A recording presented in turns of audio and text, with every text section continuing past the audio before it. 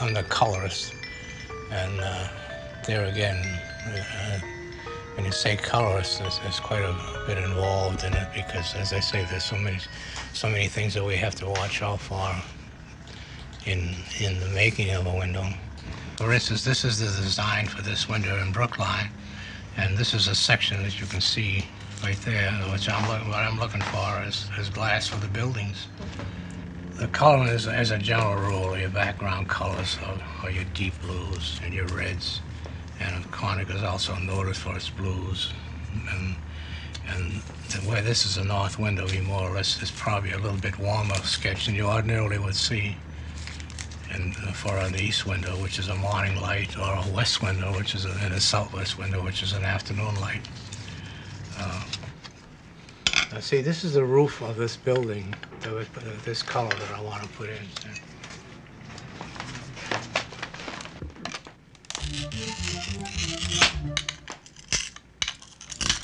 The funny thing about cutting, but sometimes if you don't have confidence, the glass seems to know it.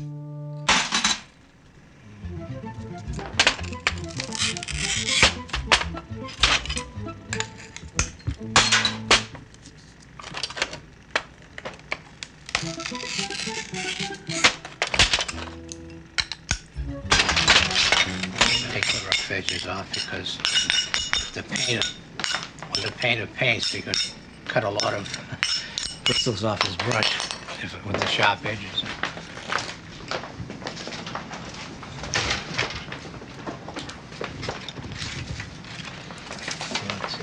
That would be the roof. I know that. Now see, this is the side of the building now. I generally try to put the darker light on the back so that the lightness in the front will bring you more or less into the window.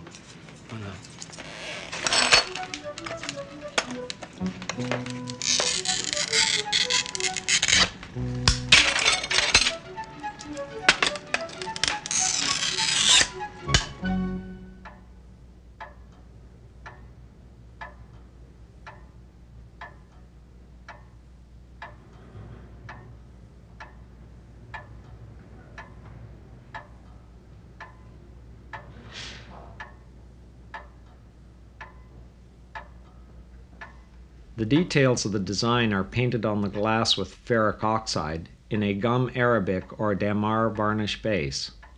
Ferric oxide is also used for shading and as a density against which stencils can be brushed.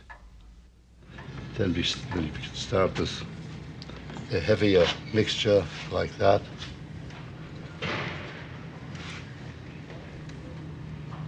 And we use a badger, this long haired brush. Comes from the animal, from the badger animal. So now that's it. That's what I say. That's a heavy thing, and we can, by adding more water to it, we can make it thinner.